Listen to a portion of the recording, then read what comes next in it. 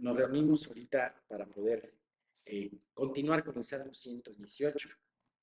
Y yo sé que luego puede haber mucho entusiasmo porque vamos a comenzar dentro de un poco el Salmo 119, que es el Salmo más grande. Pero me he encontrado que este Salmo es un Salmo muy profundo, tiene cosas muy hermosas y que vale la pena profundizar en ellas, ¿no? Nos acompaña nuevas personas, ellos, bienvenido. ¿Cómo te llamas? Miguel, bienvenido Miguel aquí a la reunión. Pues vamos a comenzar y vamos a comenzar con una oración. Señor, te damos muchas gracias por este día, te damos gracias porque puedes estar tú con nosotros y porque tú permitiste que se preparara tanto este estudio como el que va a dar Miguel. Y solamente te quiero pedir que tú seas el que hable y el que dirija las enseñanzas exactas a nuestros corazones y a la necesidad que tenemos de cada uno.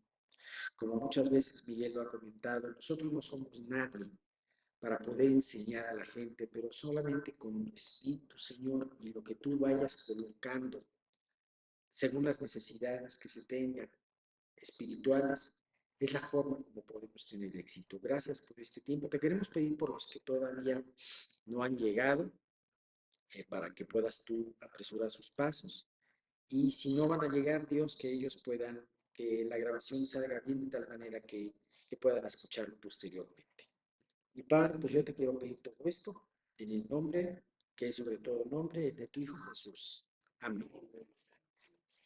Bien, pues vamos a adentrarnos a la última parte, segunda y última parte de este, de este Salmo 118. Esperemos terminar porque ahora este, viene con bastante carnita, por así decía, bastante cosas que tenemos que ver. Y vamos a ver a partir de los capítulos 19 24, al 24. Estamos en el Salmo 118.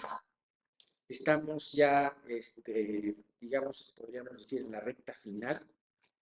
Y vamos a ver del 19 al 24. Hay que recordarles que este es el último de los salmos, aleluya, o el pequeño jalel o el jalel egipcio.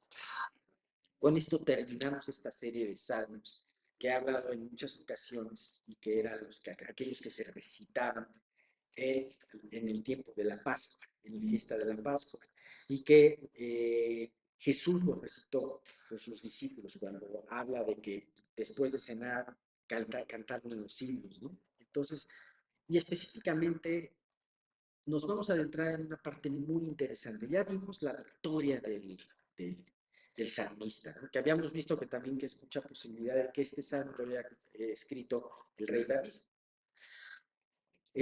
Ya vimos además de que este salmo hablaba de que este salmista fue eh, perseguido, rodeado por sus enemigos, y finalmente, como él en su fe declaraba y decía, mas en el nombre de Jehová los venceré, ¿no? Y bien, pues aquí ya estamos viendo como una victoria consumada en este salmo. Pero es algo muy importante porque esta victoria consumada no nos va a acercar a ese gran general que pudo haber sido el salmista. ¿No? Como en todos los eventos, cuando alguien gana, por ejemplo, cuando la selección mexicana antes ganaba, ahora ya no gana nada, todo el mundo lo iba a recibir al aeropuerto y bueno, pues y así cuando un gran atleta gana algo, o en la antigüedad, cuando el general romano ganaba tenía una gran victoria, una gran conquista, se utilizaban los cuernos de caza desde antes, kilómetros antes de llegar a Roma, y llegaba y pasaba por una puerta, por un arco del triunfo. Le llamaban muchos arcos, se hicieron porque precisamente en la antigüedad se hicieron muchos arcos en la época romana, porque precisamente los generales, los emperadores victoriosos pasaban por esos arcos. y hablaban de esa victoria. Pues aquí tenemos algo parecido. Sin embargo, en esas ocasiones, ¿a quién glorificaban? Los romanos o cualquier otro ejército glorificaban al general y a él les daban las coronas de todo lo que habían hecho y lo alababan por todo lo que habían hecho. Y en esta ocasión es muy diferente.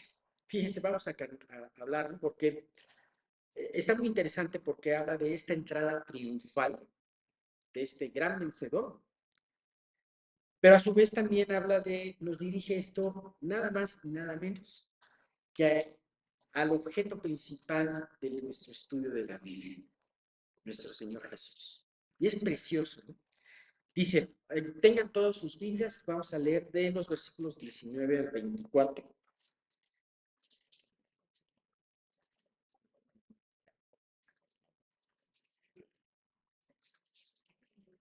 Dice, abridme las puertas de justicia, entraré por ellas, alabaré a Jah. Jah es una construcción de una abreviatura de Jehová. Esta es la puerta de Jehová, por ella entrarán los justos. Te alabaré, porque me has oído y me fuiste por salvación. La piedra que desecharon los edificadores ha venido a ser cabeza del agua. De parte de Jehová es esto, y es cosa maravillosa a nuestros ojos. Este es el día que hizo Jehová, nos gozaremos y alegraremos en él. Bien, la primera parte dice, abrirme las puertas de la justicia, entraré por ellas y alabaré a Jehová. Vean esa imagen del general romano entrando por el arco de triunfo, entrando por las puertas de Roma.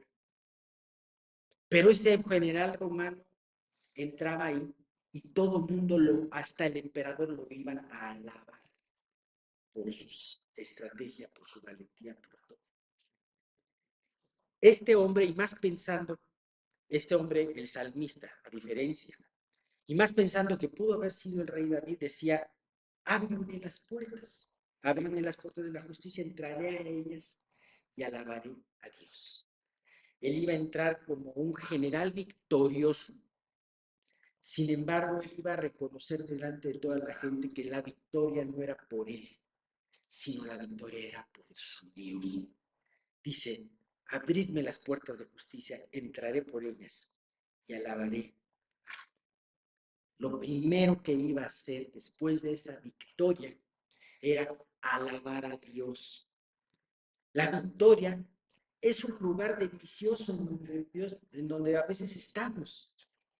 La victoria es un lugar muy dulce, pero también es un lugar peligroso. Porque cuando Dios nos da la victoria y queremos entrar por esa puerta de la victoria, queremos luego quedarnos con la victoria y no vamos y esas coronas o ese botín se lo ponemos a los pies de Dios. Eso no lo hacemos muchas veces. Entonces es algo muy, muy importante tener en cuenta. Dios muchas veces, y yo creo que la mayoría del tiempo nos tiene probado en diversas pruebas, en diversas situaciones. Es un poco, en la mayoría del tiempo Él nos tiene batallando con situaciones, ya sea situaciones muy difíciles o situaciones rutinarias. Algunas de las que conocemos como las piedritas en el zapato, ¿no? Sin embargo, de repente nos libera, de repente trae esa victoria que tanto esperábamos, ¿no? Esa respuesta de oración, ese concluir una etapa en tu vida habiéndolo hecho gloriosamente, aquel gran evento, una graduación, una boda, una felicitación en el trabajo, tantas cosas. Sin embargo,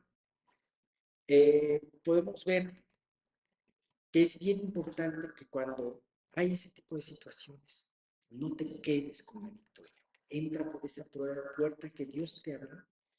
Pero si tú le pediste a Dios que te diera la victoria, pues desde luego la victoria es de Él. La victoria no va a ser tuya. Acuérdate de lo que hizo José delante de Faraón. Él no se quedó diciendo es que yo tengo mucha habilidad para interpretar sueños, sino que dijo, el Dios del cielo es el que declara los sueños. Y el Dios es el que te va, el Dios al que yo sigo es el que te va a decir qué es lo que va a pasar por ese sueño. Y lo mismo pasó con Daniel y Nabucodonosor. Ajá.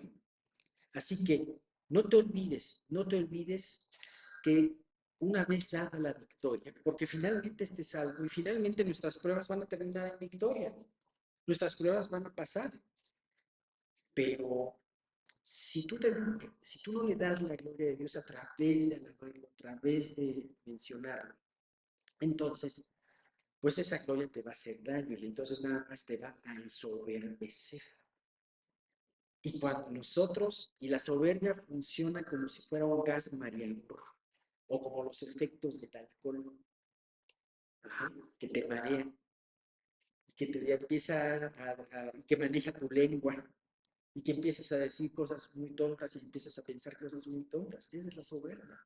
Así que la gloria que de repente se te concede en una victoria, no te la quedes, porque la gloria y toda la gloria absolutamente le pertenece a Dios.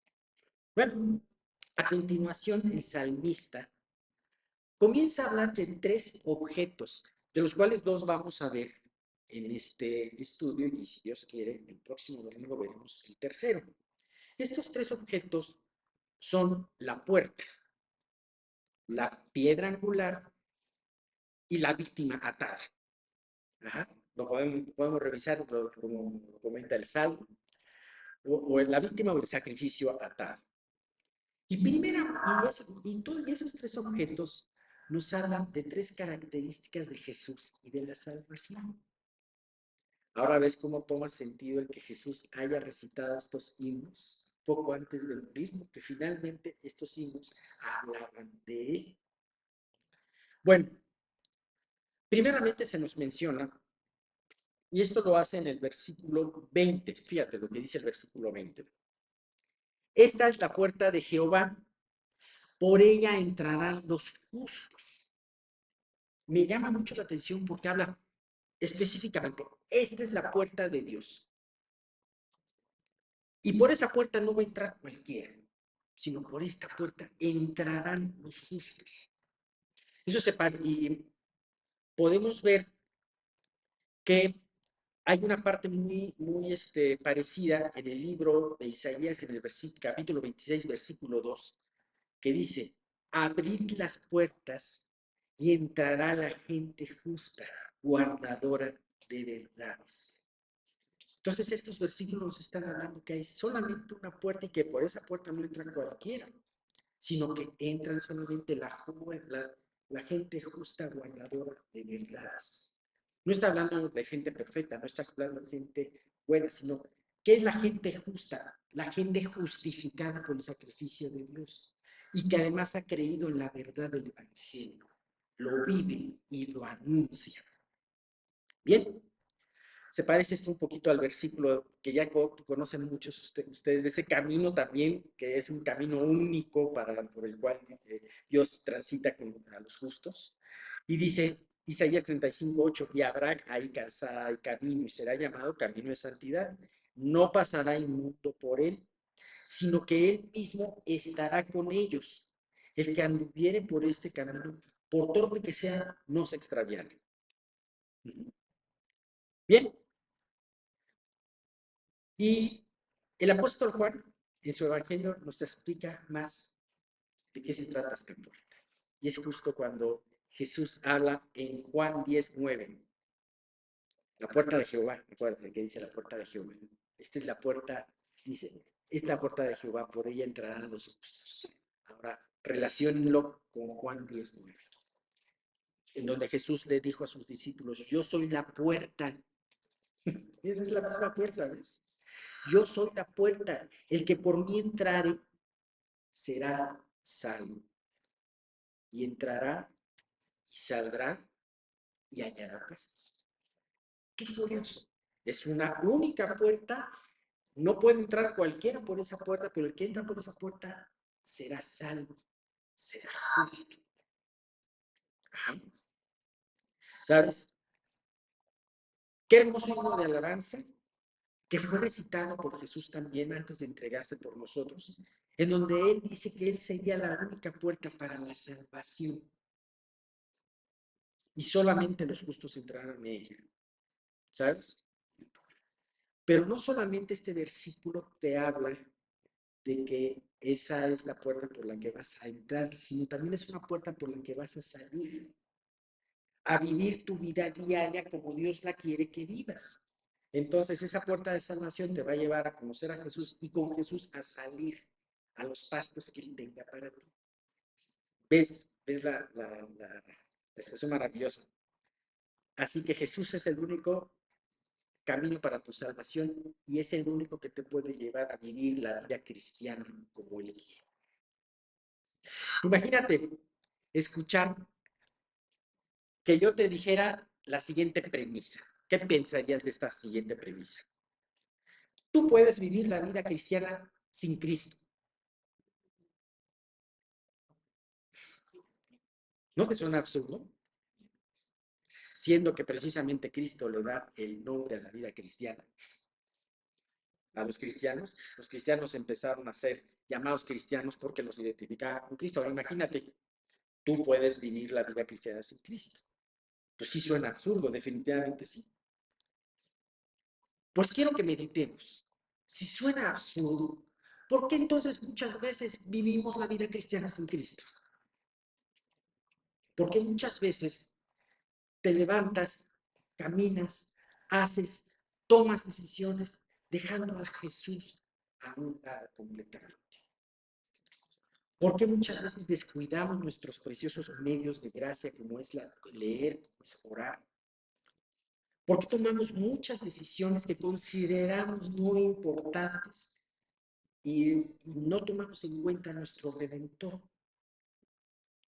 Si tú estás haciendo esto, realmente estás viviendo la vida cristiana sin Cristo. Y si tú estás viviendo la vida cristiana sin Cristo, sin tomarlo en cuenta, entonces quiere decir que no has entendido que Cristo es la única puerta.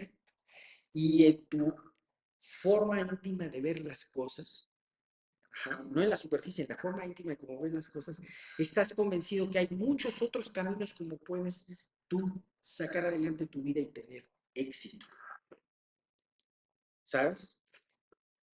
Es importante que estemos convencidos de que Él es el único Jesús que no solamente puede salvarnos, porque muchos de los que me están escuchando, algunos de los que me están escuchando, bien pueden no haber entrado todavía por esa puerta. ¿Has entrado por esa puerta? ¿O piensas que haya un vallado ahí en la cerca, una grieta, una brecha, por la que por ahí me cuelo? No, no funcionan así las cosas. Así que es muy importante, porque no es entrar a una iglesia, no es pertenecer a una iglesia, no es conocer estas verdades desde hace mucho, sino verdaderamente, porque muchas veces podemos conocer estas verdades desde hace mucho y dar a nuestra vida en muchos aspectos un matiz espiritual, manejar un lenguaje cristiano, manejar una forma de comportarnos cristiano en la iglesia sobre todo, pero eso no sirve de nada. Así que es muy importante que tú medites en eso. Verdaderamente has entrado por esta puerta. Si no has entrado por esta puerta, es porque tú estás viendo otras opciones. Y en este día Dios te dice, no hay otra opción. Yo soy el camino, la verdad y la vida. Nadie viene al Padre si no es por mí. Bien, ¿sabes? El salmista ve esta puerta maravillosa y al meditar en todo esto, en su victoria, pero además en esta puerta dice algo muy importante. Dice, te alabaré porque me has oído y me fuiste por salvación. El mismo salmista se da cuenta que Dios es el único que ha sido esa por salvación. Y me llama mucho la atención cómo lo dice en este modo gramático, dice, y me has sido por salvación. No es, si tú te fijas, no es un modo pretérito, donde si tú me salvaste, como si fuera un hecho que pasó en el pasado y ya se consumó y ya quedó en el pasado, sino me ha sido por salvación, habla como algo dinámico que ciertamente fue hecho en el pasado, pero que sigue teniendo validez y sigue siendo, ¿no? Jesús nos ha salvado y nos sigue salvando cada día. Bien, pues ya vemos el primer objeto. El segundo objeto que vamos a ver es la piedra angular. Y aquí hay una imagen muy bonita, dice, la piedra que desecharon los edificadores ha venido a ser, dice, ha venido a ser cabeza del ángulo. Yo creo que ya prácticamente muchos de los que están aquí más o menos entienden a qué se refiere con la piedra angular. ¿Por qué dice cabeza del ángulo? ¿Por qué habla de un ángulo? ¿No? Bueno, de alguna manera, los que han leído la Biblia y conocen que constantemente, desde el libro de Éxodo hasta las cartas de los apóstoles, una de las características que se le da a nuestro Señor Jesús es de piedra o roca, ¿no? Así lo pueden ver a lo largo de toda la palabra. Pero aquí específicamente se utiliza en este versículo profético una piedra angular, una piedra principal. Y este versículo mismo lo usaron posteriormente Jesús cuando les estaba hablando a los escribas, fariseos, a los gobernantes religiosos y les decía que les hablaba en contra de su desaprobación a Jesús y en contra de lo que estaban haciendo.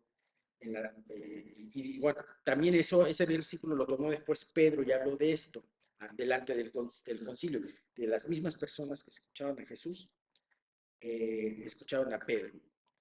Dice en Mateo 21:42, y Jesús les dijo, ¿nunca leísteis en las escrituras la piedra que desecharon los edificadores ha venido a ser cabeza del ángulo? El Señor ha hecho esto y es cosa maravillosa a nuestros ojos. En Hechos 4:11 dice, Pedro le decía a los mismos oyentes, este Jesús es la piedra reprobada por vosotros los edificadores, a la cual ha venido a ser cabeza del ángulo. Muchos años después, Pedro, el mismo apóstol Pedro, en su primera carta, retoma en 2 versículos este mismo. Dice, en el 1 Pedro, capítulo 2, en el versículo 4, dice, acercándonos a él, piedra viva, desechada ciertamente por los hombres, mas para Dios escogida y preciosa. Y en el versículo 7 dice, para vosotros pues, los que creéis, Él es precioso, pero para los que no creen, la piedra que los edificadores desecharon ha venido a ser la cabeza del ángulo. ¿Bien? Así que Jesús canta este himno a unas pocas horas de estar, de ser desechado por los edificadores. ¿Sí? Si se dan cuenta. Aquellos edificadores que eran los líderes religiosos, que su misión era poder edificar, ayudar a edificar la fe del pueblo y llevarlos a esperar a su Mesías, ellos mismos desconocieron la piedra angular y la desecharon e hicieron que el pueblo horas después lo desecharan, animándolos a decir crucifíquenle, ¿no? Bien, la imagen de la piedra angular es muy clara y te la voy a explicar. A veces se utiliza la piedra como un cimiento, pero yo creo que más bien está escrito para hablar de cómo se estructura un arco. Imagínate un arco de los que ves en muchas construcciones antiguas. Quiero que pongas tu mente y veas ese arco. Ajá. Como tú ves, esos arcos, sobre todo los de edificios antiguos, no se construían de una sola pieza circular, no, sino que esos arcos están hechos de varios tramos iguales, ajá, que son varias piedras que se iban poniendo, que se iban labrando y se iban poniendo. Esas piedras se les llaman dovelas y son piedras que tienen un ángulo así, ajá, no son no son rectilíneas, sino tienen un arco así, por la forma como van a trabajar estructuralmente. Bueno, la forma como se construían esos arcos eran a través del nivel de las columnas o el nivel que se tenía que poner, era ir poniendo esas piedras o dovelas angulares. Se iban construyendo de abajo hacia arriba. Y para que no se cayera, se tenía que poner un andamiaje de madera, una obra temporal, con puntales, con cimbras, con, en fin, postes, todo lo que sea. Entonces, se tenía que ir poniendo y el arco no quedaba terminado ni era estructuralmente estable hasta que se ponía la principal piedra del ángulo, que es la piedra clave. De hecho, tú puedes ver en varias construcciones la piedra clave hasta tiene ciertos motivos más importantes, volutas, flores, guirnaldas, todo eso, ¿no? Entonces, hasta que se ponía la principal piedra del ángulo. Una vez que se pone la principal piedra del ángulo, el arco ya trabaja estructuralmente y ya es estable, entonces ya se puede quitar el andamiaje, ¿no? Bueno, imagínate que tú deseches la piedra del ángulo, la piedra clave, pues no puedes quitar el andamiaje. Y haciéndolo referencia a todo esto, yo puedo ver cómo todos estos religiosos, ajá, que creían en la ley escrita por Moisés y en los profetas, ellos vieron todo eso, toda esa ley era ese andamiaje que se permitía construir la fe, que permitía construir la fe, la razón de ser. Y llegado finalmente el momento de que la piedra angular llegó, ellos la desecharon y prefirieron quedarse con el andamiaje. ¿No te suena absurdo? ¿A ti te gustaría quedarte todo el tiempo con tu losa cimbrada, llena de puntales y todo eso? ¿No llega un momento en que quieres quitar todo lo que era la obra temporal y decorar y hacer bonita tu casa, ¿no? Pues no. Finalmente, así como es absurdo vivir la vida cristiana sin Cristo, es absurdo no poner la piedra del ángulo. Finalmente, eh, al no poner la piedra del ángulo, toda su vida y todas sus creencias eran vanas. Porque de nada sirve leer y conocer la palabra, la Biblia, si no llegas si no pones la piedra del ángulo en tu vida. Y eso es algo muy importante. ¿Sabes? Muchas veces nosotros también desechamos esa piedra angular en nuestra vida.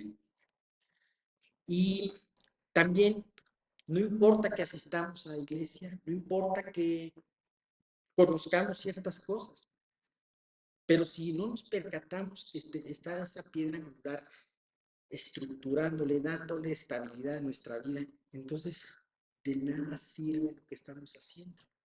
Es algo muy importante. Vamos a parecer que estamos en la iglesia, que somos parte del cuerpo de Cristo, cuando realmente no lo hacemos, somos una obra falsa. Ajá.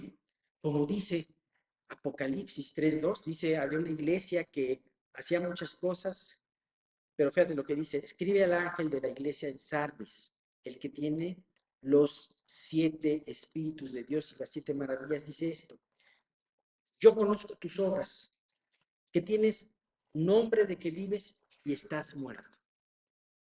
¿Sabes? Nosotros podemos fingir delante de los demás de que la obra de Dios en nuestra vida está completo, teniendo a Jesucristo como piedra clave. Podemos taparlo con andamios, con adornos, con muchas cosas, pero Dios sí conoce nuestras vidas. Y una pregunta es, tú puedes tener nombre de que vives, pero Dios ve en tu vida realmente una vida espiritual. ¿Estás muerto espiritual o estás vivo delante de Él? ¿Sabían que en el siglo XIX, cuando todavía la fotografía no estaba plenamente desarrollada, había una tradición un poquito macabra? En ese entonces las películas no estaban tan desarrolladas, eran placas que eran sensibles a la luz y tenía que esperarse varios minutos para que pudiese tomar una fotografía. Por eso muchas veces las fotografías en exterior parecen, de ese tiempo, parecen como decir ciudades desiertas, ¿no? Pero bueno, en los estudios donde se tomaban esas fotos, la gente tenía que estar parada así, como 5 minutos, una cosa así, pues a veces los ves así como... Y hubo una costumbre, los niños que morían se fotografiaban antes de su funeral. Entonces ves a las familias con los niños muertos y no sabes quién está muerto de todos, porque todos están así, incluyendo hasta el muerto. Entonces, ¿sabes? Esta imagen nos puede ver de que todos los vemos y podemos tener un compañerismo, una convivencia muy hermosa. Pero ¿sabes qué? Tú puedes tener nombre de que estás vivo, aparentar que estás vivo, pero en la realidad estás mal. Entonces, a través de estos dos ejemplos y estos dos objetos que Dios nos enseña el día de hoy, la puerta y la piedra angular, Él quiere que reflexionemos en nuestra vida si realmente entramos por esa puerta y seguimos entrando y saliendo por esa puerta con Él, y si realmente nuestra obra está teniendo esa piedra más importante, la piedra. Vamos a quedarnos aquí. El salmista vio todo esto y dijo una frase increíble que nos gusta mucho luego ponerlo en dedicatorias cuando regalamos algo en un cumpleaños, pues dice, este es el día que hizo Jehová, nos gozaremos y alegraremos en él. ¿Sabes? El salmista se alegraba en ese día, no por las victorias, no por las bendiciones de Dios, sino porque al conocer todas estas cosas, él decía, claro, si en algo me voy a gozar, no va a ser tanto en las victorias, no va a ser tanto en las respuestas de oración, en las bendiciones que Dios me dé, sino más bien que a través de todo esto tengo aún mayor conozco a Dios de una manera más real. Esa es la forma de gozarnos. Y como dice finalmente Jeremías 9, del 23 al 24, así dijo Jehová, no se alabe el sabio en su sabiduría, ni en su valentía se alabe el valiente, ni el rico se alabe en sus riquezas. Mas alábese en esto el que se hubiere de alabar, en entenderme y conocerme que yo soy Jehová, que hago misericordia, juicio y justicia en la tierra, porque estas cosas quiero, dice Jehová. Así que, ¿en qué nos tenemos que alabar o en qué tenemos que alegrarnos? En entender y en conocer a nuestro Dios. Ese es lo importante. Por eso, y si lo haces así, entonces gózate en este día, ¿no? Aunque no pase nada en especial. Estamos viendo la sección de Sed Santos porque yo soy santo. Y he dado introducciones respecto a cada punto, respecto a las pruebas, respecto al sufrimiento, porque los temas que vamos a abordar tienen mucho que ver en la preparación que Dios hace a través de esto de nuestros corazones y de nuestras vidas. A veces, digo, todos de alguna manera, cuando experimentamos o vemos a otros experimentar sufrimiento, tenemos ideas, podemos tener ideas equivocadas, ¿sí? Por ejemplo, muchos creen que Dios solo prospera y no sufre. Que me refiero a que la gente, o sea, vemos el Evangelio del progreso. Si prosperas, estás bien, si no prosperas, no estás bien. El que prospera está de parte de Dios y el que no prospera no está de parte de Dios. Y ese es un punto de vista obviamente errado. Recuerden, un mar de verdad con una gota de mentira ya no es la verdad. Y la mentira sutilmente, y lo hemos visto a través de la escritura, se parece mucho a la verdad, pero tiene aspectos de cizaña que no nos dicen claramente la verdad. El sufrimiento de Dios nos enseña, nos disciplina, nos refina. Esta es correcta, pero no es la idea completa. La idea completa es que el sufrimiento hace que aprendamos a confiar en Dios, en Él, debido a su persona, lo que Él es. No importa lo que sintamos o lo que estemos experimentando. Si nosotros aprendemos a ver las cosas desde el punto de vista correcto, entonces vamos a superar cualquier prueba de una manera más rápida, ¿sí? Entonces, el objetivo del sufrimiento es reconocer el poder de Dios y someternos a su soberanía. Al final de cuentas, Él es soberano. Él sabe por qué y cómo hace las cosas o permite que sucedan y puede usar instrumentos aún del mal para cumplir sus propósitos, pero Él nunca pierde el control. Él es soberano, nunca se nos olvide. Pero sí el sufrimiento hace que nosotros empecemos a ver aspectos de nuestra vida que de otra manera no veríamos o que aprendamos a ver a Dios de una manera que tampoco lo percibiríamos. Entonces, nosotros solo vamos a comprender las lecciones de la vida si Dios nos enseña. Por lo tanto, es muy importante siempre fijar los ojos en Dios. Obviamente siempre tenemos que repasar nuestra vida, ver si hay algo mal, etcétera. Si hay algo mal, generalmente hay cosas mal en todos, nadie somos perfectos, arreglar, etcétera. Pero lo más importante es que nosotros aprendamos a fortalecernos en el poder de Dios. Si no, nosotros vamos a cuestionar a Dios, vamos a discutir con Él, vamos a decir que injusto eres, criticándolo, vamos a exigirle respuestas o razones si las cosas no marchan como nosotros pensamos que deberían de marchar. A final de cuentas, cada uno tiene su propia idea de cómo deben ser las cosas, pero si se ponen a pensar a lo largo de la vida, nunca las cosas suceden como nosotros pensamos que debían suceder.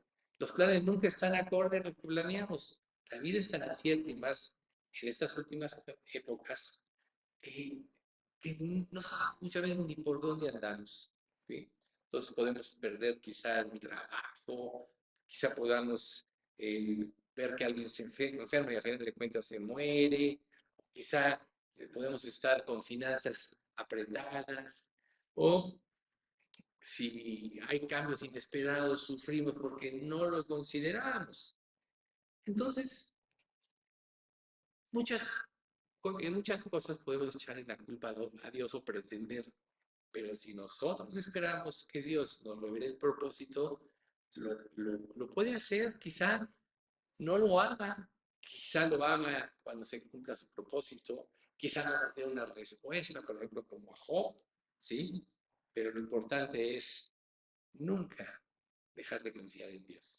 O sea, si nosotros creemos que Él tiene el control, que nada pasa por casualidad y creemos que estamos con Él, eso es que ya nos arrepentimos y creímos por fe en el sacrificio de Cristo, entonces Él nunca va a perder el control, sino no, diría Romanos 8:28, y sabemos que a los que aman a Dios, todas las cosas les ayudan al bien. Y el 29, esto es a los que conforme a su propósito son llamados.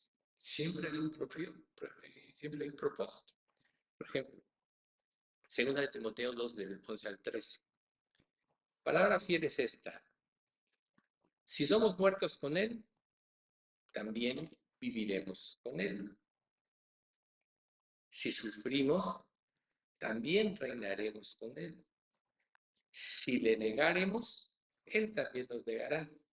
Si fuéramos infieles, Él permanece fiel. Él no puede negarse a sí mismo. Entonces, aquí Dios se habla del sufrimiento. Dios habla de que todo tiene un propósito. Recuerden que Jesús mismo dice en Hebreos 5, 8, 9, y aunque era hijo por lo que padeció, aprendí en obediencia. Y habiendo sido perfeccionado, vino a ser autor de eterna salvación a los que obedecen. Claro que Jesús nunca pecó, este versículo ya lo hemos comentado recientemente, pero él tuvo que luchar. Y en esta vida se lucha contra el pecado. Entonces, todo esto que Dios permite en nuestra vida nos va preparando. para que aprendamos a detectar o a definir cuáles son los verdaderos valores de la vida. Nosotros vamos a usar ahora un pasaje de Romanos 12, 1 y 2, que todos conocen, para la mayoría, que dice: así que, hermanos, os ruego por las misericordias de Dios que presentéis vuestros cuerpos en sacrificio vivo, santo, agradable a Dios, que es vuestro culto racional. No os conforméis a este siglo, sino transformados por medio de la renovación de vuestro entendimiento, para que comprobéis cuál sea la buena voluntad de Dios, agradable y perfecta. Y aquí vamos a empezar a analizar lo que podríamos definir como la no conformidad, ¿sí? Primero, en la psique. En el Antiguo Testamento, la adoración se centraba prácticamente en el altar. Después de que salió Israel de Egipto, eligieron un altar y ahí sacrificaban, ahí acudía el sumo sacerdote y intercedía por el pueblo, ahí traían las ofrendas, etc. Todo eso se ofrecía. Después Salomón eligió el famoso templo, que era suntuoso, lleno de oro, piedras preciosas, etc. Pero a final de cuentas, ahí se ofrecían animales, se ofrecían granos, las primicias de los diezmos, etc. Pero todo esto eran símbolos que apuntaban hacia el futuro, hacia el verdadero sacrificio al Cordero de Dios, Jesucristo, que a final de cuentas ahí se iba a cumplir lo que Dios simbolizó a través de 1700 años más o menos, antes de la venida de Jesucristo, desde que se prácticamente formó el pueblo de Egipto, digo, el pueblo de Israel, de, apuntaba al Señor Jesucristo.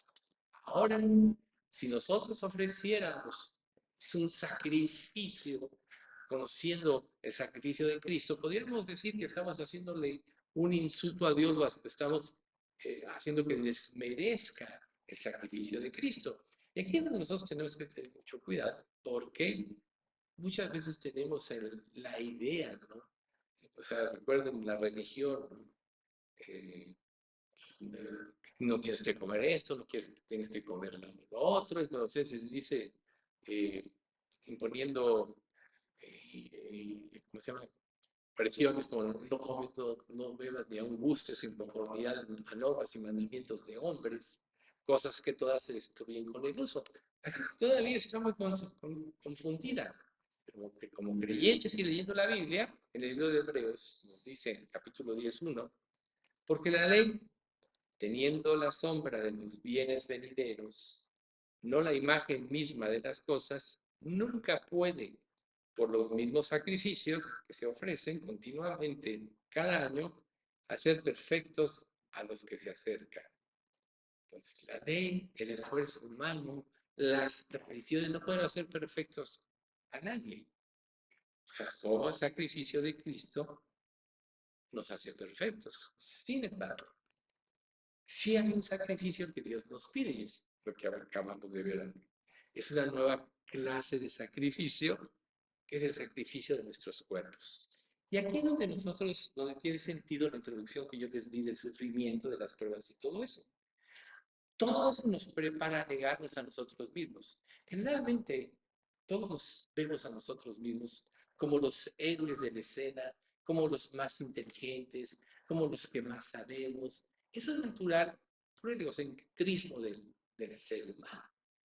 Pero cuando pasan las pruebas o cuando las cosas no suceden como nosotros querríamos que sucedieran, entonces como que se rompe nuestra estructura. A ver cómo está. O nuestro sistema de pensamiento. Quizá fuiste enseñado en una religión y tienes una estructura de pensamiento falsa. Y hay que romperla. De hecho, de la misma iglesia donde nosotros salimos, ahorita estamos en el 16º año de habernos separado. 16º. Y todavía hay ciertos aspectos que podemos traer de la religión pasada o de las enseñanzas que se daban en la iglesia de donde salimos, ¿no?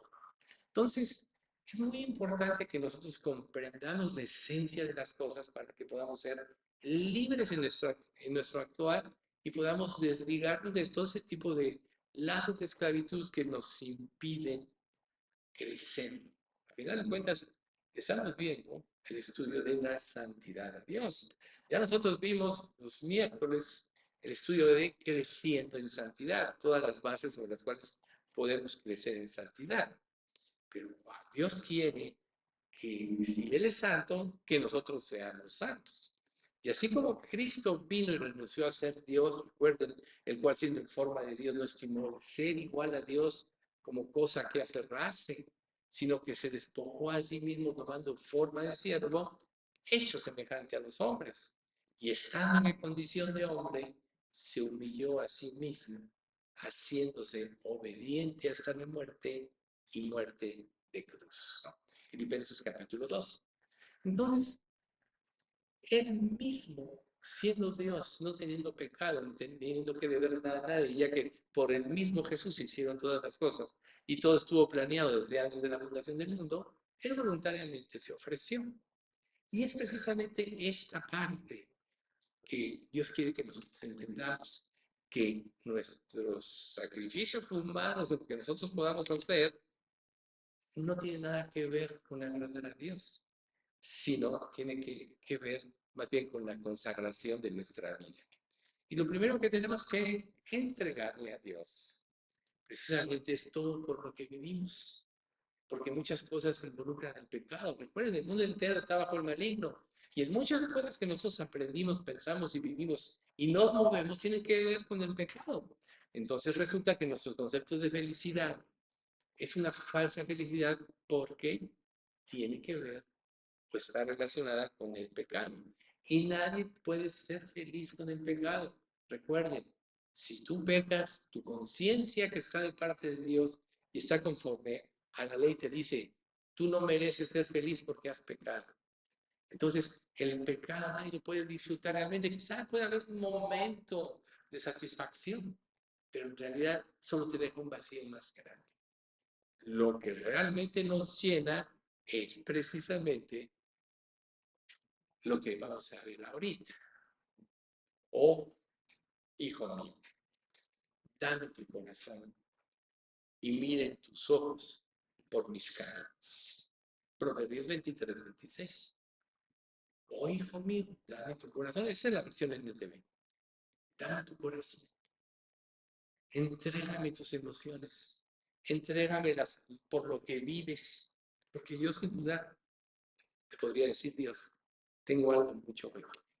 En realidad, ninguno de nosotros podemos conocer lo que Dios tiene para nosotros a menos que sigamos sus caminos, a menos que obedezcamos lo que Él dice. Recuerden, 2 Corintios capítulo 2, cosas que 16, ¿no? Cosas que ojo no vio, no 16, y ni oído oyó, y que no han entrado al corazón de hombre, todas esas cosas Dios ha preparado para los que le aman. O sea, nadie ha concebido ni tiene imaginación de lo que Dios tiene preparado para los que le amamos. Entonces, el sacrificio de nuestros cuerpos debe ser una ofrenda de gratitud por lo que Él hizo por nosotros en la cruz.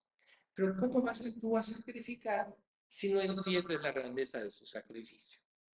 ¿Cómo vas a sacrificar si no entiendes o no crees que Dios lo dio todo por ti para que no fueras al infierno?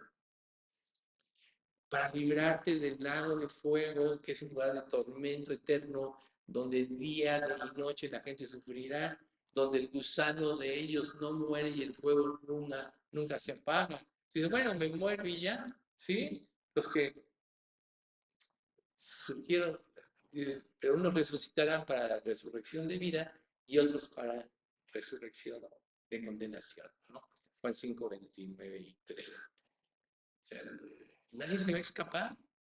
Estar separado de Dios es lo más espantoso y Dios, sabiéndolo, por eso dio a su Hijo. Y por eso nos instruye, por eso quiere que acudamos a Él.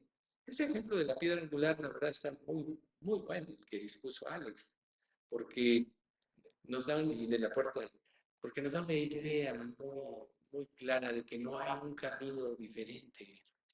Jesús dijo, yo soy el camino, la verdad y la vida, y nadie viene al Padre sino por mí. Nadie murió por ti, por tus pecados, y Dios es justo. Recuerden, cuando estudiamos los atributos de Dios, pues tardamos ahí 7, 8 años. Una de sus atributos es que Dios es justo. Entonces, si Dios, por emociones o por lo que ustedes quieran, diferente al sentido verdadero de justicia, perdonara el pecado de las personas, entonces Dios no sería justo. Y además sucedería lo que dice un salmo, un proverbio. Se mostrará piedad al malvado y no aprenderá justicia. Y creo que es Isaías. En tierra de rectitud hará iniquidad. Se rompería el cielo. Porque el malvado no aprende justicia.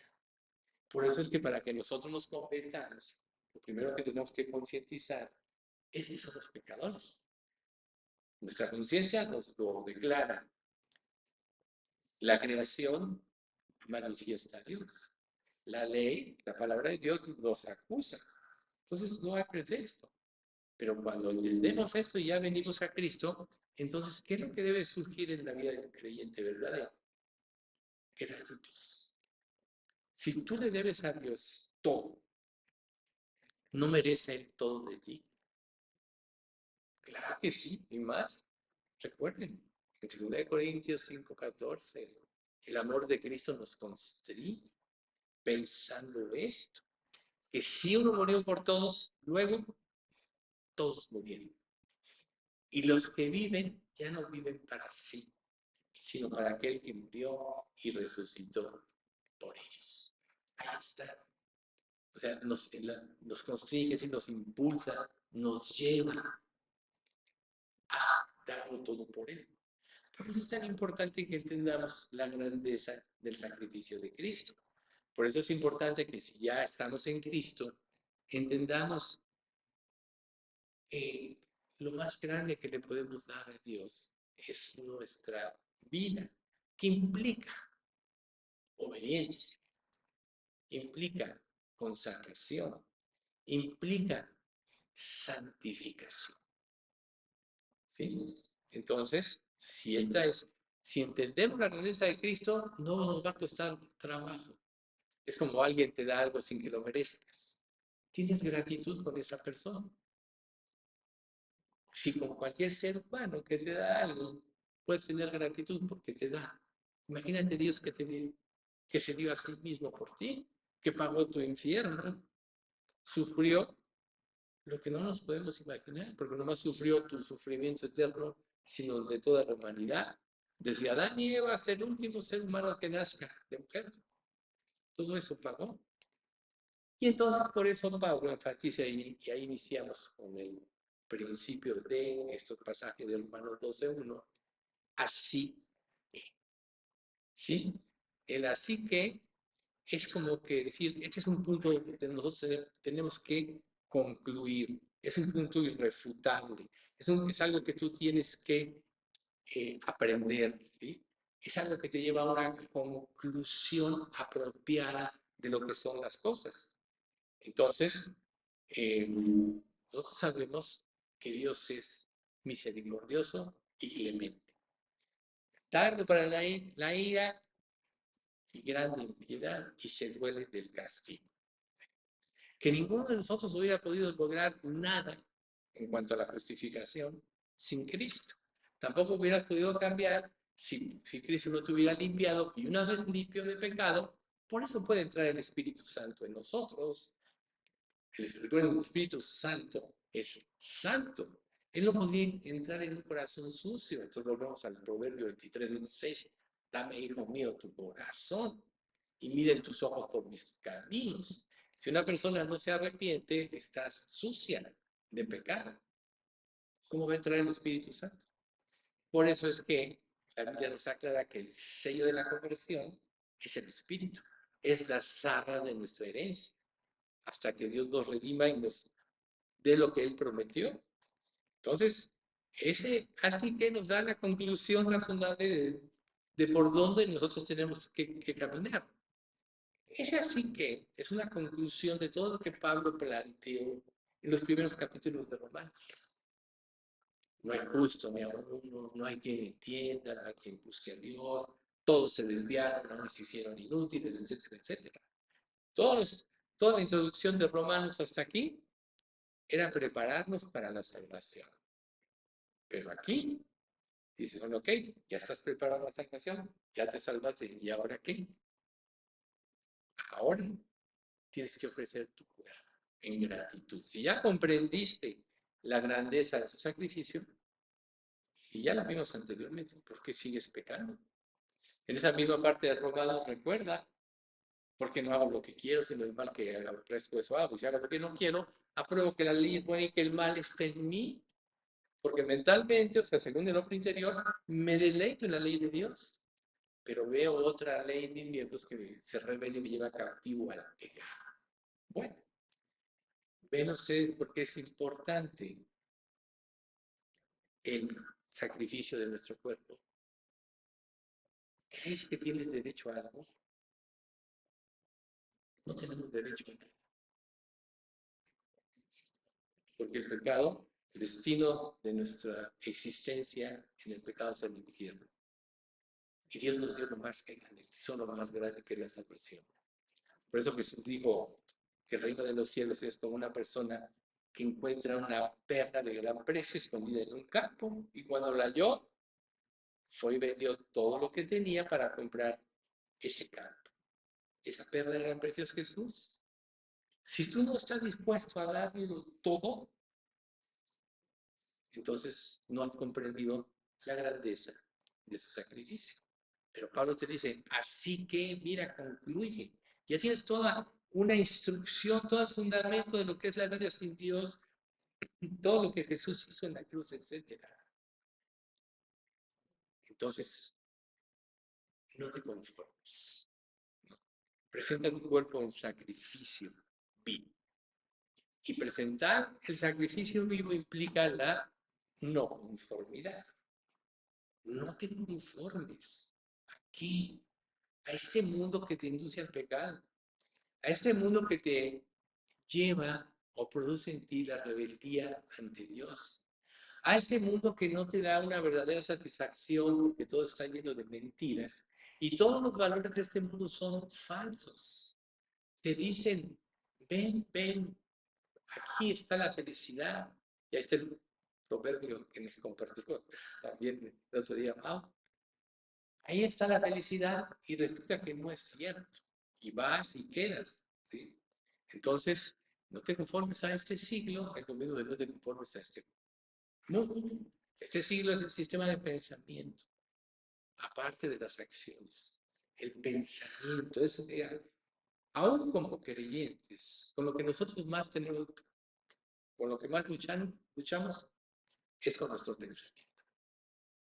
Ahí está. Tú puedes quizá dejar de hacer cosas, pero tu pensamiento. Por eso Pablo dice en Romanos 7, miserable de mí, ¿quién me librará de este cuerpo de muerte? Solo Jesucristo, solo la gratitud. Ustedes sabían y lo saben que ninguno de nosotros pudo cumplir la ley, lo sabemos, ¿no? Pero también la ley dice que el cumplimiento de la ley es el amor. Entonces, no es lo mismo esforzarte en cumplir la ley donde no puedes que por gratitud y por amor a aquel que te rescató cumplirla. Por eso es que el cumplimiento de la ley es el amor. Por eso en Romanos 8:1 dice,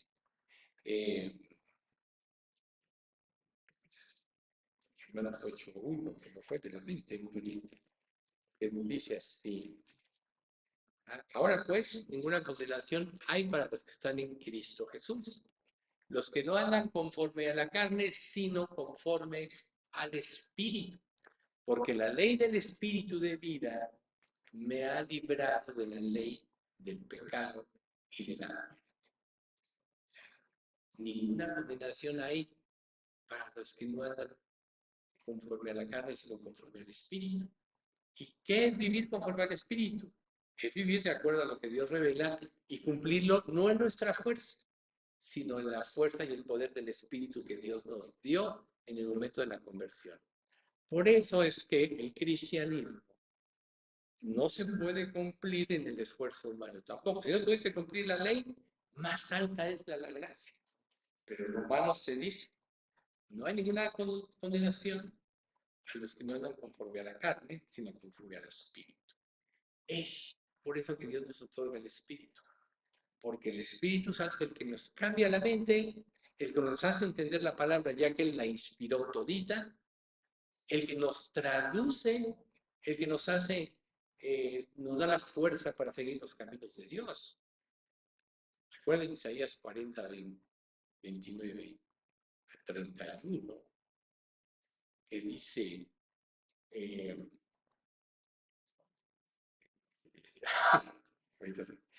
dice, levantar alas como las águilas, ¿no? Correrán, no se cansarán, caminarán y no se fatigarán. El esfuerzo alcanzado y multiplica las fuerzas, este es el 29, al que no tiene ninguna. Los muchachos se fatigan y se cansan, los jóvenes flaquean y caen, pero los que esperan en Jehová tendrán nuevas fuerzas. Levantarán alas como las águilas, correrán y no se cansarán, caminarán y no se fatigarán. Y la ilustración del águila, alguien estaba observando una vez y vio que para que levantara el vuelo del águila no hacía ningún esfuerzo. Solo extendía sus alas, aprovechándose de una corriente de aire. Y se fue elevando, sin mover sus alas siquiera. Por eso es levantar alas como las águilas. Cuando dependes de Dios y del Espíritu Santo, Él hace el trabajo. Jesús dice, venid a mí los que estáis trabajados y cargados y yo os haré descansar. O sea, en la fuerza de Dios Él lleva nuestras cargas y nos hace ser ligeros, ¿no? Salmo 16, 11.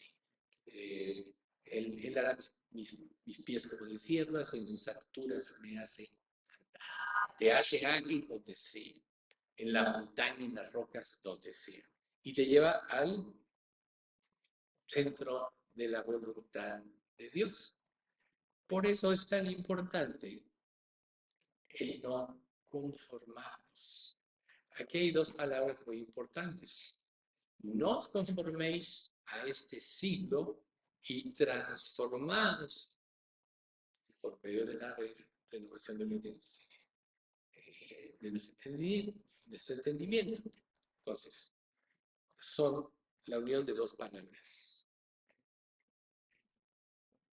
No, o sea, conforme, o sea, conforma con la voluntad de Dios y transforma.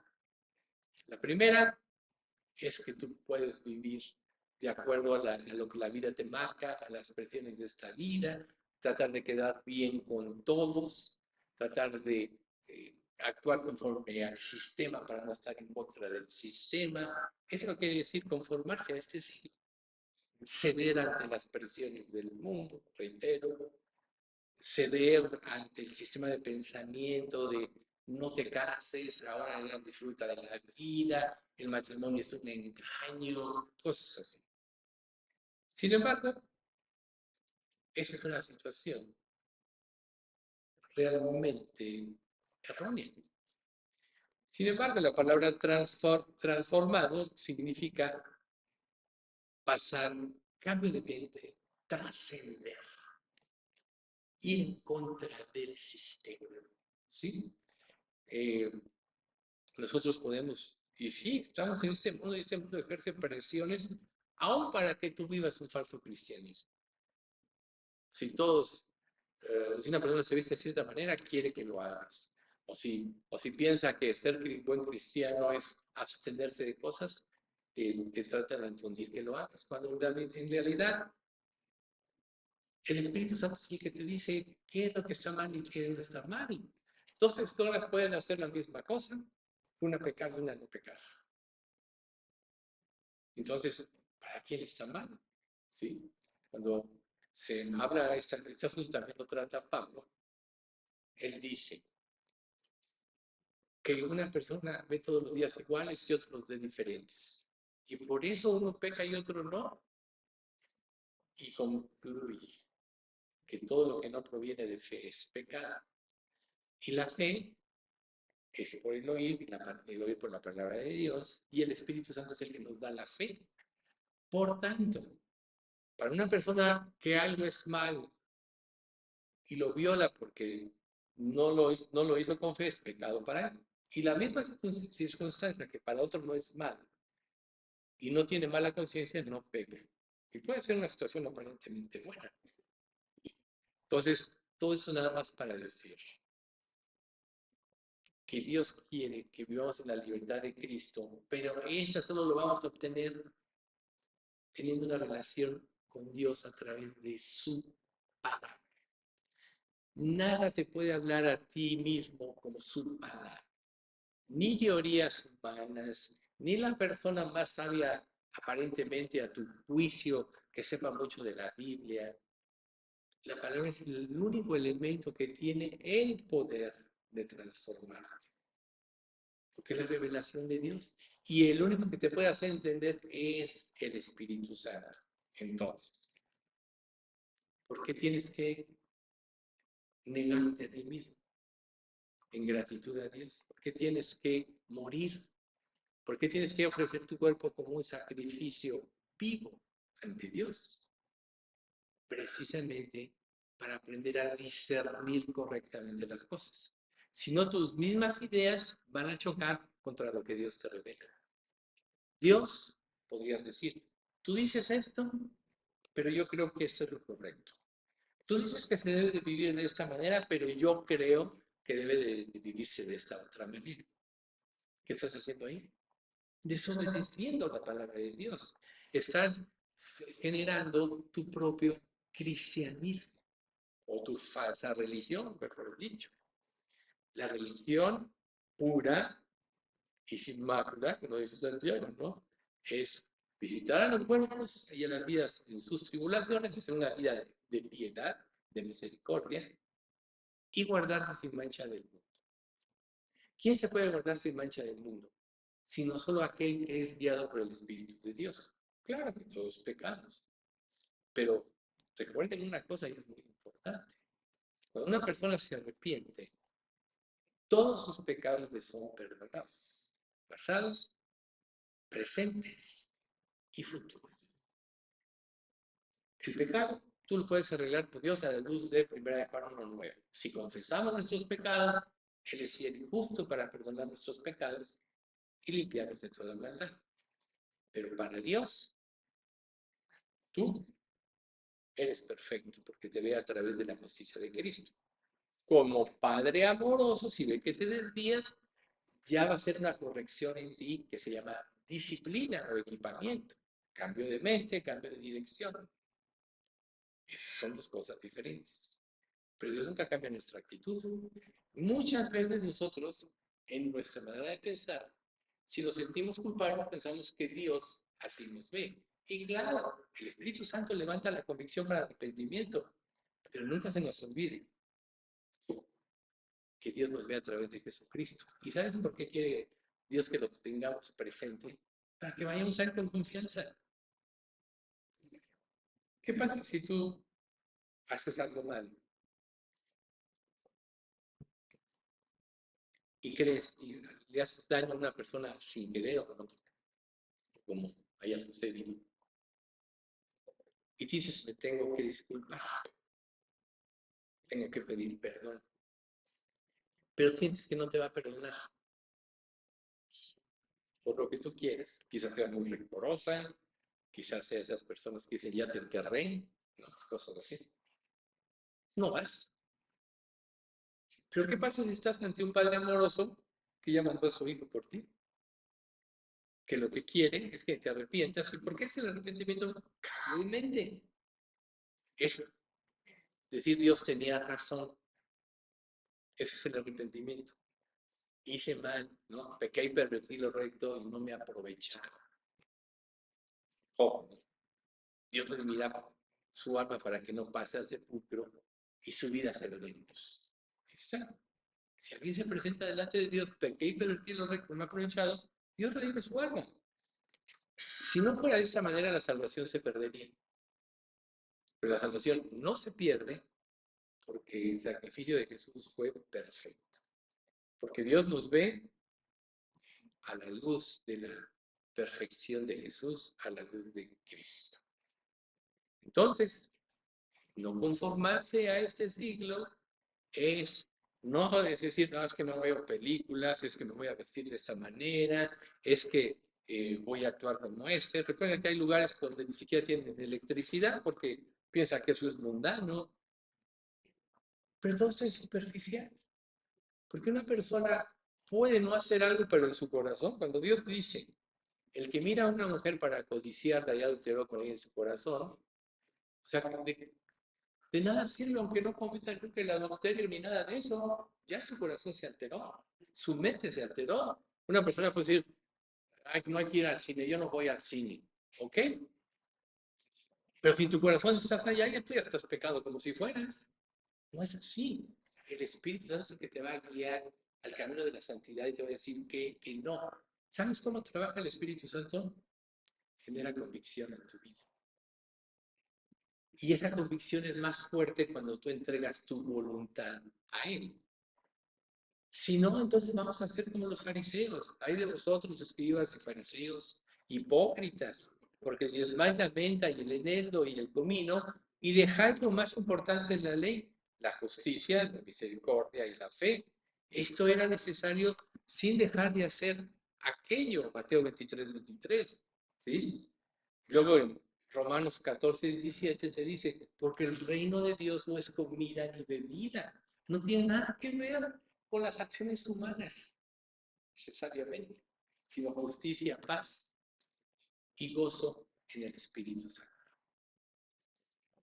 Cuando Pablo vivía en esa libertad de Cristo, todos lo criticaban, los fariseos. Aún muchos judíos que se habían convertido a Cristo querían someter a la ley a los creyentes gentiles que se convertían. No, es que primero tienen que guardar la ley y luego entonces pueden venir a Cristo. Estaban imponiendo normas que no eran. Si nadie puede guardar la ley, si ellos mismos no la podían guardar, ¿por qué querían imponer? Entonces luego Pablo decía, critica la libertad que tenemos en Cristo. Cualquiera de nosotros, y que quede claro, tiene la libertad de hacer lo que sea, guiado por el Espíritu Santo y de acuerdo a su voluntad. Porque el Espíritu Santo es santo. Él mismo te va a decir, aquí no vas. Pero ¿qué pasa si tú estás acostumbrado a hacer lo que quieres? ¿Vas a discernir la voz del Espíritu Santo? Claro que no. Porque si Dios te habla y no haces caso, su voz se va a ir apagando. O va a decir, ok, no me oyes, te digo esto y no me oyes, no me oyes, ok. Te entrego a tus propios pensamientos y cosecha lo que tú quieres. Eso te puede decir Dios. Pero la voz de Dios es clara cuando quieres hacer su voluntad. Por tanto, tú tienes la libertad de vivir como ser. Obviamente, esta libertad no tiene ninguna relación con el pecado, ¿verdad? Dios hizo el mundo para que lo disfrutáramos y en Cristo, claro que lo podemos disfrutar. Lo que nos engaña esta vida, el diablo y su filosofía, es hacernos creer que la felicidad está relacionada con el pecado. Y no es cierto. La felicidad está relacionada con la santidad. La felicidad no está relacionada con cuánto poseas, sino está relacionada con una relación con Dios. ¿Qué puede superar una relación con Dios de esta vida, de este mundo? Nada, nada lo puede superar. Entonces, nuestro interés no debe estar enfocado en cómo vestimos, comemos o bebemos, sino en llevar una vida de santidad. Y el Espíritu Santo mismo te va a mostrar. Él es luz. Él está en ti si has de convertirse. Recuerda, en Él también vosotros, habiendo oído la palabra de verdad, el evangelio de vuestra salvación, y habiendo creído en Él, fuisteis sellados con el Espíritu Santo de la promesa, que es las arras de vuestra herencia, hasta la redención de la posesión adquirida para la alabanza de su gloria. Efesios 1, 13 y 14. Entonces, primero es convertirse, oyendo oído la palabra de verdad, la Biblia, lo que dice la Biblia, no mezclada con criterios humanos. El Evangelio, Jesús vino y murió por ti, y habiendo creído, fuiste sellado. Y es el Espíritu el que va a guiar tu vida. La instrucción es clara a través de la palabra. ¿Quién es el que le va a dar vida a la palabra? El Espíritu. ¿Se acuerdan de esa parte de Ezequiel del valle de los huesos secos? ¿Qué les dio vida? El Espíritu Santo. El Espíritu Santo, y todos somos muertos. ¿Qué nos da vida? Obviamente la conversión que quita el pecado y el Espíritu Santo. Por eso entra en ti. Entonces, ¿por qué? Si Dios nos ha dado la libertad de vivir una vida llena de plenitud, de gozo, tú no quieres abandonar lo que te tiene esclavizado y rompe tu comunión con Dios. Por eso te dice, no os conforméis. Así que no os conforméis a este siglo. ¿Cuesta trabajo? Sí, si lo haces en tu fuerza. No, si te llenas de la palabra de Dios. O sea, recuerden, 1 de Pedro 1:19. Tenemos la palabra profética más segura, la palabra de Dios, a la cual hacéis bien en estar atentos, como una antorcha que alumbra en un lugar oscuro, como la luz que te disipa las tinieblas, la mentira, el engaño y la falsedad. Hasta que el día esclarezca, hasta que aprendas a vivir como Dios quiere que vivas, y el lucero de la mañana resplandezca o salga en vuestros corazones. ¿Quién es el lucero de la mañana? Jesucristo. Mientras más lo conozcas, o sea, es como un ejemplo efímero, pero estás acostumbrado a andar en tu bochito, sin crítica del bochito. Pero de repente subes a un Rolls Royce y luego vuelves a tu bochito, ¿qué vas a sentir? No, pues ya no me sirvo el bochito, ¿verdad? Después de subirte a un Rolls Royce, bueno, es un ejemplo efímero.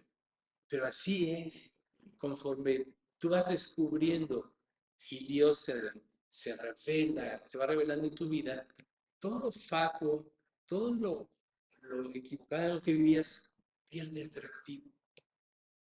Sí va a haber una lucha en el camino entre voluntades, claro que sí, tu voluntad y la de Dios, tu voluntad afectada por el pecado y la voluntad de Dios que es pura y santa. Pero si eres honesto, Dios te va a llevar al camino correcto, a la luz. Por eso es tan importante para nosotros ser honestos. Entonces, Dios está de nuestra parte. Recuerden Romanos 8:37. Si Dios es por nosotros, ¿quién contra nosotros? Nosotros no podemos hacer del reino de Dios como los fariseos un asunto de comidas o bebidas, porque no te va a llevar a nada. Y Jesús les dijo, hipócritas, sepulcros blanqueados, ¿verdad? Pero la verdad nos va a sacar de las distorsiones de los círculos cristianos falsos, que han metido una serie de falsedades con un solo objetivo, guiados por el diablo, esclavizar a la gente. Si no haces esto, si no haces lo otro, hay cosas que cada uno de nosotros tiene que cumplir, así como Israel tenía que cumplir, tenían que ir 3 veces al año, tendrían que guardar todos sus diezmos y llevarlos, si estaban muy lejos, vendían y entonces compraban acá. Y luego Jesús dice, ustedes son negociantes con la gente porque venden a precios que no son, y ahí es donde su ira santa voltea las mesas del templo, etcétera. Pero tenían que ir a sacrificar, a hacer lo que hacer. Pero en un sentido religioso no valía nada. Lo que hagas, hazlo de corazón como para el Señor y no para los hombres. Si en algún aspecto de lo que Dios te pide no lo haces de corazón como para el Señor, entonces de nada te va a valer. Mejor es que Dios conquiste tu corazón. ¿Y cómo lo va a conquistar? Metiéndote a la verdad. ¿No es acaso que cuando tú encuentras el sentido de algo, dices, ahora sí que fui liberado de esta manera de pensar, de esta manera de ser? Aún en la ciencia, no sé cuántos conceptos falsos no hubo. Y ahora en estos últimos tiempos donde la ciencia se ha aumentado, se han determinado, se han evidenciado muchos errores que había. Entonces, lo único que nos puede robar todo esto es el pecado. Y podríamos decir o definir pecado, salirse de la línea que Dios te mandó. Eso es pecado. ¿Por qué me llamáis Señor, Señor y no hacéis lo que yo os digo? No son los oidores de la ley los justos ante Dios, sino los que cumplen la ley, esos serán justificados. O sea, es la ley. Y la ley no la puede cumplir si no es por la conversión y por el Espíritu Santo. Entonces tú puedes vivir en ceguera y decir, soy sabio en mi ceguera. ¿Por qué? ¿Sé sabio en tu ceguera? No dependas de Dios, pero vas a cosechar lo que estás sembrando. Lo que sembramos, cosechamos. El deseo de la carne es contra el espíritu y el del espíritu contra la carne. Y estos Dios se ponen entre sí para que no hagáis lo que quisierais. Esto lo dice en el capítulo 5 de Gálatas, ¿no? Estamos en esa lucha. Pero entonces Dios dice, preséntame tu cuerpo como un sacrificio. ¿Estás dispuesto a morir? Entonces vas a discernir correctamente la voluntad de Dios y vas a poder vivir en la felicidad, en la libertad, perdón, que te da Cristo. Ahí está la felicidad, en una relación con tu Creador. Recuerda que tu Creador en ti puso todo lo que eres, tus emociones, tus sentimientos, todo lo que eres y cómo funciona. Dios lo planeó. ¿Cómo puede ser que dudes de tu Creador? ¿Sabes qué te hace dudar? El pecado que mora en ti. Por eso hay que crucificar. Primero, confesando lo que estés consciente, pero luego presentando tu cuerpo como un sacrificio. No le llames a cosas de piedad, cosas llenas de impiedad. La santidad no tiene nada que ver con el pecado. No, no eleves cosas, acciones que solo Dios puede producir a una vida cristiana. Puedes estar tú tratando de vivir, vas a fracasar. Tienes que soltarte como el águila y dejar que Dios te lleve. Pero para dejar que Dios te lleve, tienes que entregar la dirección de tu vida a Dios. ¿Qué pasa si tienes un auto y ya te dice, déjame que yo maneje? ¿Lo vas a dejar si no confías en él? Claro que no, pero por supuesto que no. Dios te está diciendo, dame tu vida, dame tu corazón. ¿Se lo vas a soltar si no confías en él? Entonces, ¿cómo desarrollar esta confianza? A través de la obediencia, lo que Dios dice. Y la obediencia siempre implica negarte a ti mismo. Siempre implica eso. Entonces, no hagamos de las circunstancias de esta vida cosas espirituales. ¿Okay? No oscurezcamos la gracia de Dios. Así, si nosotros achacamos a la espiritualidad acciones humanas, estamos opacando la gracia de Dios. Porque muchas personas pueden decir, y es de Colosenses, no manejes ni tomes ni aún gustes, en conformidad a normas y mandamientos de hombres, cosas que todas se destruyen con el uso. Ahí está, no. Colosenses capítulo 3. No Haz cosas que no sean guiadas por Dios. Por eso les expliqué, lo que no proviene de fe es pecado. Ahora, como último punto, no, yo creo que ya mejor le vamos a dejar aquí. Vamos a dar gracias. Padre Santo, te queremos dar muchas gracias por este estudio. Gracias, Padre, por todas las cosas que tú nos revelas, porque quieres llevarnos a una vida de libertad, a una relación contigo de confianza plena.